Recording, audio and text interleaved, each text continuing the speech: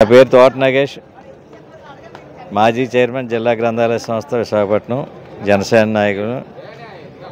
ఈరోజు